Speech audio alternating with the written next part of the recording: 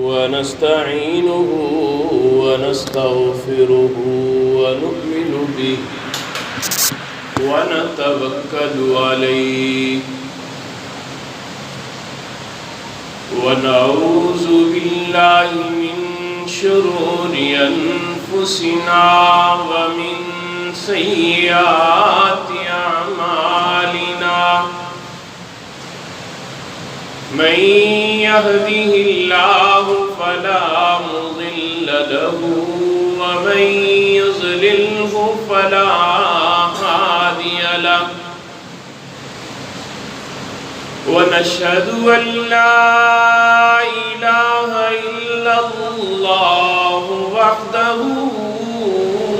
وحده لا شريك له ونشهد أن سيدنا ومولانا محمدا عبده ورسوله أما بعد فأعوذ بالله من الشيطان الرجيم بسم الله الرحمن الرحيم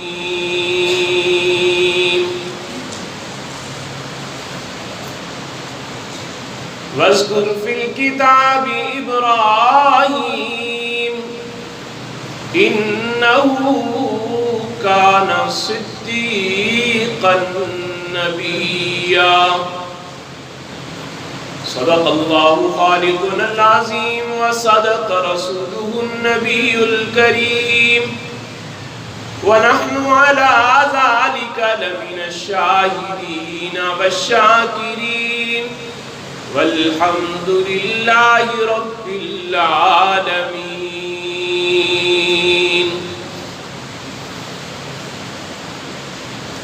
سحر کے وقت ابراہیم نے اٹھ کر دعا مانگی،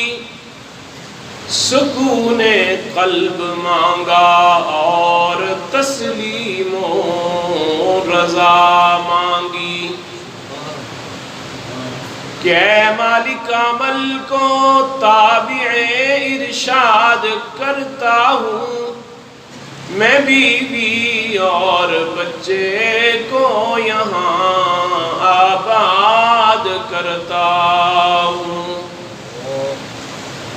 اسی سنسان وادی میں انہیں روزی کا سامان دے،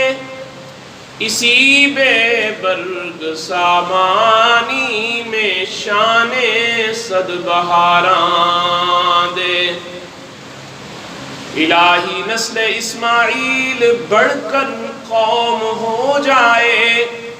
یہ قوم ایک روز پابند صلاۃ و صوم ہو جائے. سب حضرات عقیدت اور محبت کے ساتھ نماز بلند پڑھ کر اللہم صلی علی محمد وعلی آل محمد کما صلیت علی ابراہیم وعلی آل ابراہیم انکا حمید مجید. اللہم بارک علی محمد وعلی آل محمد کما بارکت علی ابراہیم وعلی آل ابراہیم انکا حمید مجید. گرامی قدر سامعین، معزز حاضرین، بزرگ و دوستو، آج کا دن بہت ہی مبارک دن ہے، جسے عید الاضحیٰ کا دن کہا جاتا ہے، اور یہ دن ہم امام الموحدین جد الانبیاء ملی نہیں دو مجھے اچھا جد الانبیاء جناب ابراہیم خلیل اللہ علیہ السلام کی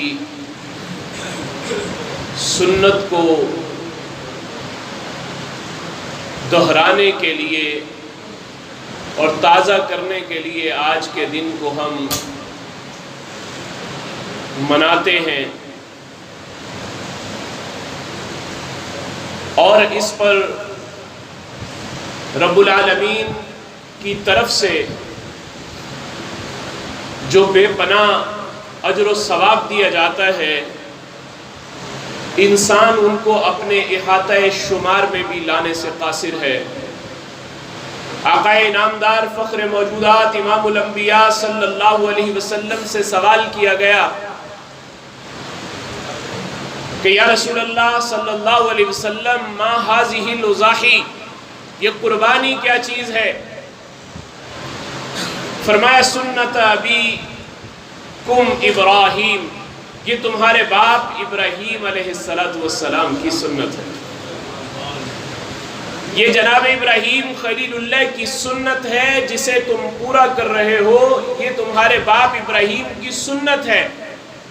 کہا یا رسول اللہ یہ سنت تو ہم ادا کریں گے، اور ہمیں اس سنت کے ادا کرنے پر ملے گا کیا؟ فرمایا میرے آقا انعامدار فخر موجودات امام الانبیاء صلی اللہ علیہ وسلم نے فرمایا تمہیں کیا ملے گا؟ فرمایا بِكُلِّ شَعْرَةٍ حَسَنَةٌ، جو جانور تم قربانی کے لیے ذبح کرو گے، وہ جانور کے ہر بال کے بدلے میں اللہ تمہیں نیکی عطا فرمائیں گے۔ لاؤ دنیا میں ایسی کیلکولیشن کرنے والا کوئی انسان جو اس کو احاطہ شمار میں لے کے آ سکے کہ اس جانور کے بدن پر بال کتنے ہیں۔ رب العالمین ان بالوں کے برابر نیکیاں اس بندے کو عطا فرما رہے، اور پھر یہ فرمایا کہ ان 3 دنوں میں خون بہانے سے، جانور کا خون بہانے سے زیادہ کوئی محبوب عمل میرے اللہ کو نہیں ہے۔ یہ اللہ کو سب سے پسندیدہ ہے، سب سے محبوب ہے، اور قربانی یہ قرب سے ہے، جس کا معنی ہے قریب ہونا۔ انسان اللہ کے قریب ہوتا ہے قربانی کر کے۔ جناب ابراہیم خلیل اللہ نے اپنے بیٹے کی قربانی دی، اللہ نے ان کو اپنا قرب عطا کر دیا، اللہ نے ان کو اپنا قرب عطا کر دیا۔ اور عیسائی کیا کہتے ہیں؟ عیسائی بھی یہی کہتے ہیں کہ آقا حضرت عیسیٰ علیہ السلام کو اللہ نے جس طرح ابراہیم خلیل اللہ نے اپنے بیٹے اسماعیل کو قربان کیا تھا، اللہ نے بھی اپنے بیٹے کو قربان کیا ہے۔ حضرت عیسیٰ علیہ السلام کو وہ یہ کہتے ہیں۔ تو اب سوال یہ ہے کہ حضرت عیسیٰ علیہ السلام کو اللہ نے قربان کیا، ابراہیم علیہ السلام کی قربانی تو تھی اللہ کا قرب حاصل کرنے کے لیے، اور امام الانبیاء صلی اللہ علیہ وسلم نے ایک موقع پر 100 اونٹ قربان کیے ہیں،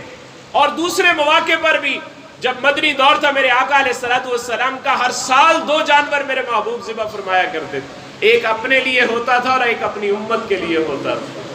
ایک اپنی امت کے غرباء کے لیے ہوتا تھا کہ وہ غریب لوگ جو قربانی کی استطاعت نہیں رکھتے، مولا میں محمد الرسول اللہ ان لوگوں کی طرف سے بھی قربانی پیش کرتا ہوں تاکہ انہیں بھی تو اپنا قرب عطا کر جو قربانی نہیں کر سک رہے۔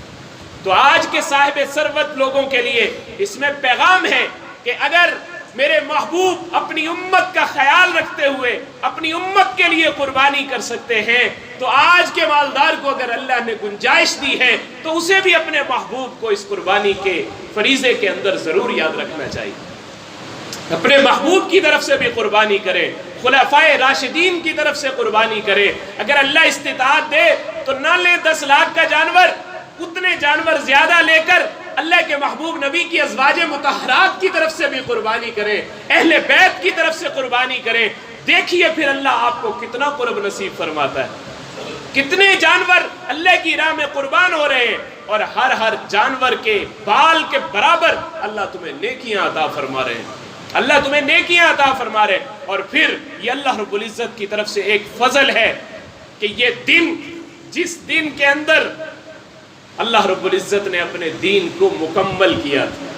اليوم اکملت لکم دینکم واتممت علیکم نعمتی ورضیت لکم الاسلام دینا، یہ آیت اس موقع پر نازل ہوئی۔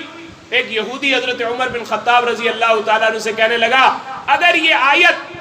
ہم پر نازل ہوئی ہوتی، ہماری امت کے لیے نازل ہوئی ہوتی کہ آج کے دن ہم نے آپ کے لیے دین کو مکمل کر دیا اور تمہارے لیے دین اسلام کو منتخب کر لیا، اگر یہ آیت ہمارے دین میں نازل ہوئی ہوتی، جس دن میں یہ آیت نازل ہوئی ہے، ہم اس دن کو عید کا دن بنا لیتے، ہم اس دن جشن مناتے، یہ اتنا بڑا خوشی کا دن ہے۔ آپ نے فرمایا کہ تجھے پتہ ہی نہیں ہے جس دن میں یہ اللہ نے ہمیں آیت دی ہے وہ دن ہمارے لیے ہے ہی عید کا دن، ہم ہر سال اس دن میں عید مناتے ہیں، ہم ہر سال عید مناتے ہیں۔ تو یہ عید کا دن اللہ رب العزت کی طرف سے ایک ہمیں پیغام دیا جا رہا ہے کہ اگر تم اس دن کے اندر قربانی کرتے ہو تو اللہ کا قرب ملے گا، اور اگر اس دن کے اندر استطاعت رکھنے والا آدمی بھی اگر اللہ کی راہ میں اپنے جانور کو قربان نہیں کرتا تو میرے آقا علیہ الصلوۃ والسلام نے ارشاد فرمایا پھر اس کو ہماری عیدگاہ میں آنے کا بھی حق نہیں ہے کہ وہ ہماری عیدگاہ کے قریب بھی نہ آئے۔ اتنی سخت وعید ہے اس کے اوپر۔ تو ہمیں آج اس چیز کو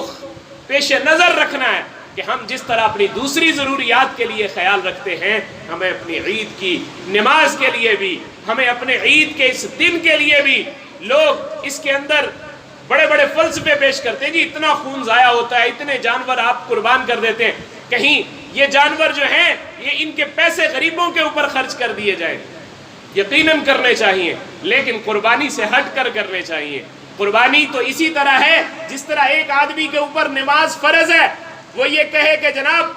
میں نماز میرے اوپر فرض ہے، میں نماز ادا نہیں کرتا، میں اس کی جگہ پہ غریبوں کو کھانا کھلا دیتا ہوں، کیا اس کے کھانا کھلانے سے اس کی نماز ادا ہو جائے گی؟ نہیں ہوگی۔ جس طرح کھانا کھلانے سے نماز ادا نہیں ہوتی، غریبوں کو، فقراء کو، مساکین کو کھلانے سے تمہاری قربانی ادا نہیں ہوگی۔ قربانی اسی طرح ادا ہوگی۔ اللہ تم سے کیا کہہ رہے ہیں کہ جانور کو لاؤ اور لا کر اس کا خون بہاؤ، ادھر تم اس کو قربان کرتے ہو اللہ کی راہ پہ، اور ادھر اللہ رب العزت تمہیں کہہ دیتے ہیں کہ لن ینال اللہ لحومها ولا دماؤها ولکن ینالہ التقوی منکم۔ میرے بندے، میرا مقصود تجھ سے یہ تھا کہ تو میرے حکم کی فرما برداری کرے۔ تو نے فرما برداری کرتے ہوئے اس جانور کی گلے پہ چھری چلا دی، خون بہہ گیا، اب یہ مجھے اس کا قربانی کا نہ مجھے گوشت چاہیے، نہ مجھے اس کی کھالیں چاہیے، نہ مجھے اس کا خون چاہیے، مجھے تو تیری طرف سے تیرے دل کی نیت تقوی پہنچتا ہے، اور وہ میرے پاس پہنچ چکا ہے۔ تیرے اتنے سے عمل کے اوپر میں تیرے ساتھ راضی ہو چکا ہوں۔ جناب ابراہیم خلیل اللہ نے جب جا کر اپنے بیٹے کی گردن پر چھری چلائی تو چھری چلاتے ہوئے، جب چھری چلا رہے، علماء نے یہاں بڑا نکتہ لکھا ہے، فرمایا کہ وہ چھری چلا رہے ہیں اور ادھر سے اللہ فرشتوں سے کہہ رہے ہیں کہ فرشتوں دیکھو، تم یہ کہتے تھے کہ یہ زمین پر جا کر انسان خون خرابہ کرے گا، آج دیکھو یہ میرا ابراہیم خلیل اپنے بیٹے کی گردن پہ چھری چلا رہا ہے صرف مجھے راضی کرنے کے لیے۔